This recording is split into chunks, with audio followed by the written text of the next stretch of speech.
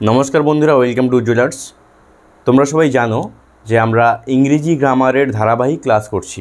আমরা বেসিক থেকে অ্যাডভান্সের দিকে যাচ্ছি এবং ধীরে ধীরে অল্প অল্প করে শিখে যাচ্ছি এবং খুব ভালোভাবে শিখছি।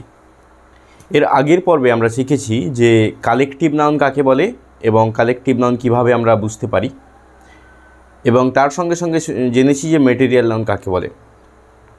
আজকে আমরা এই পর্বে মূলত অ্যাবস্ট্রাক্ট নাউন সম্পর্কে জানব এবং অ্যাবস্ট্রাক্ট নাউনের সঙ্গে সঙ্গে আমরা অ্যাবস্ট্রাক্ট নাউন এবং কনক্রিট নাউন তার কি পার্থক্য রয়েছে সেটা সম্পর্কে জানব।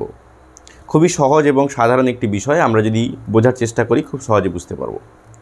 প্রথমে বলি, অ্যাবস্ট্রাক্ট নাউন আমরা সেই নাউনগুলোকে বলি যেই নাউনগুলোর ক্ষেত্রে আমরা সাধারণত চক্ষু, কর্ণ, নাসিকা, জিহ্বা, ত্বক, এই যে পাঁচটা ইন্দ্রিয় রয়েছে আমাদের, প্রধান ইন্দ্রিয় পাঁচটা, এই পাঁচটা ইন্দ্রিয় দিয়েই আমরা আমাদের পৃথিবীকে উপভোগ করি।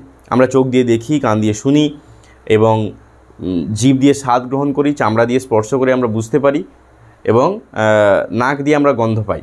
কিন্তু অ্যাবস্ট্রাক্ট নাউনের ক্ষেত্রে এর পাঁচটার কোনোটাই অ্যাপ্লিকেবল নয়। কোনোভাবেই আমরা চোখ দিয়ে তাকে দেখতে পাই না, আমরা কান দিয়ে শুনতে পারি না, আবার আমরা জিভ দিয়ে তার স্বাদ নিতে পারি না, চামড়া দিয়ে তাকে স্পর্শ করতে পারি না, স্পর্শ করে বুঝতে পারি না, সেটা আমাদের গায়ে লাগে না, কিংবা আমরা নাক দিয়ে তার গন্ধ নিতেও পারি না।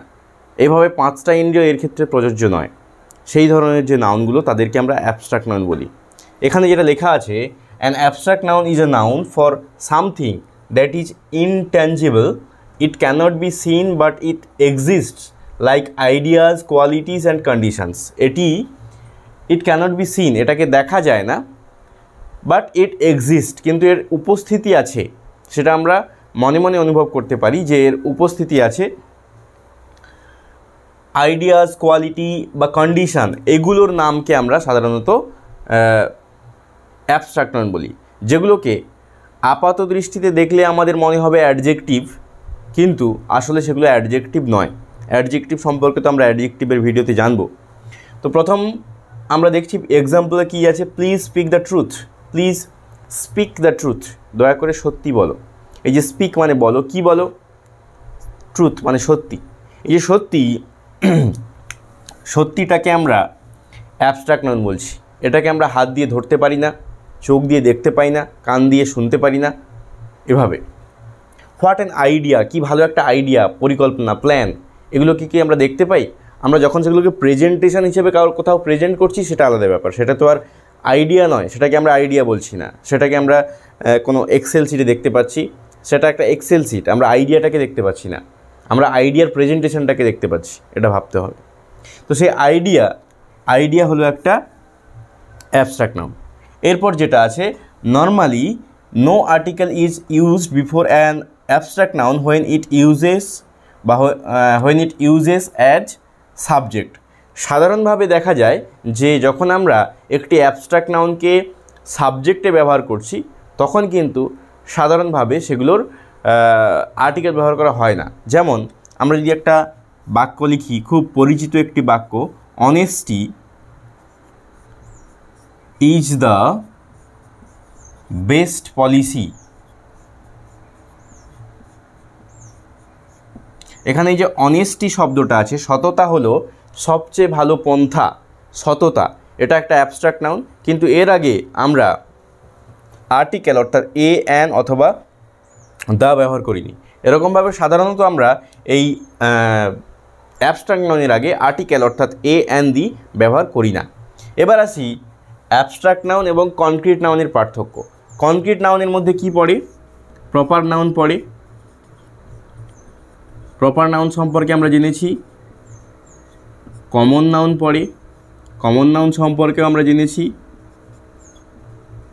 কালেকটিভ নাউন পড়ে, কালেকটিভ নাউন সম্পর্কেও আমরা পড়েছি। কিংবা মেটেরিয়াল নাউনও পড়ে, মেটেরিয়াল নাউন সম্পর্কেও আমরা এর আগে জেনেছি। তাহলে proper noun, common noun, collective noun, material noun, এই যে নাউনগুলো, এগুলো সাধারণত কনক্রিট নাউনের আন্ডারে আসে, কনক্রিট নাউনে বলে। কনক্রিট নাউন কোনগুলোকে আমরা বলি?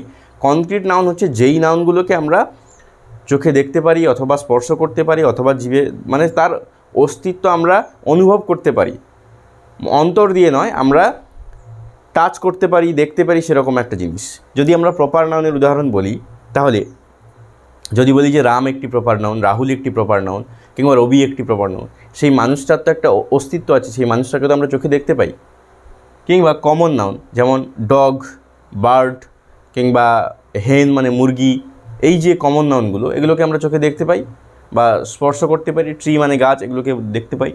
কালেকটিভ নাউন, এই যে জুরি বা হচ্ছে গ্রুপ, একটা দল, মানে অনেকজন মানুষ মিলে একটা দল তৈরি করছে।